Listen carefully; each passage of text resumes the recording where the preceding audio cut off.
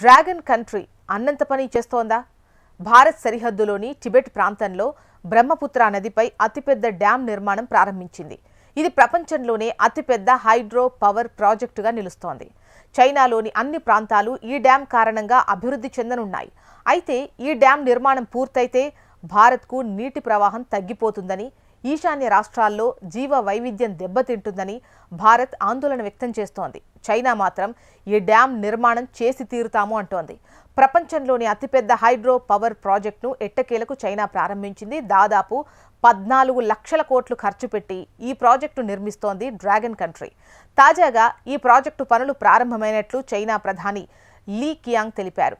Tibet ప్రాంతంలోని బ్రహ్మపుత్ర నదిపై China ఈ వివాదాస్పద ప్రాజెక్టు నిర్మిస్తోంది. ఓవైపు ఈ ప్రాజెక్టు నిర్మాణం నిలిపివేయాలంటూ భారత్, బంగ్లాదేశ్లు ఆందోళన చేస్తున్నా డ్రాగన్ మాత్రం అవేమీ పట్టించుకోవట్లేదు.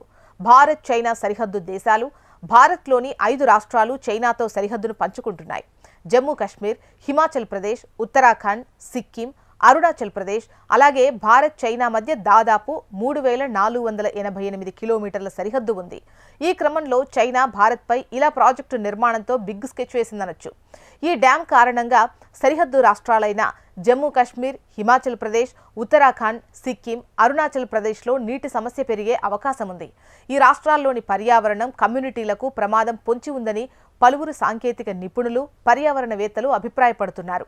ఇదే విషయాన్ని ప్రస్తావిస్తూ ఇటీవల భారత్పై చైనా కుట్ర విషయాన్ని అరుణాచల్ ప్రదేశ్ సీఎం పెమా ఖండు ఖండించారు.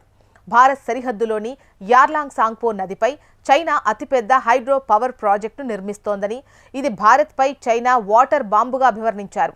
చైనా మిలిటరీ కన్నా ఈ ప్రాజెక్టు నిర్మాణం మరింత డేంజర్ అని పెమా ఖండు వార్నింగ్ ఇచ్చారు. అటు భారత విదేశాంగ శాఖ సైతం చైనా చర్యలపై ఆందోళన వ్యక్తం చేసింది. ఎగువ ప్రాంతాల్లో నిర్మించే ప్రాజెక్టుల వల్ల దిగువన ఉన్న ప్రాంతాలకు హాని కలగకుండా చూసుకోవాలని చైనా సూచించింది. మరోవైపు ప్రధాని మోదీ ఆగస్టులో చైనాలో పర్యటించనున్నారు. చైనా అధ్యక్షుడు జిన్పింగ్తో మోదీ చర్చలు జరుపుతారు.